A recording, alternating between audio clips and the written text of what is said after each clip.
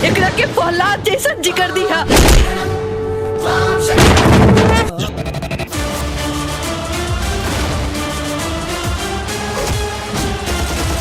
6 feet height 48 inch छाती भटपुरिया मर्दाना तोहरा बेटी के दीवाना।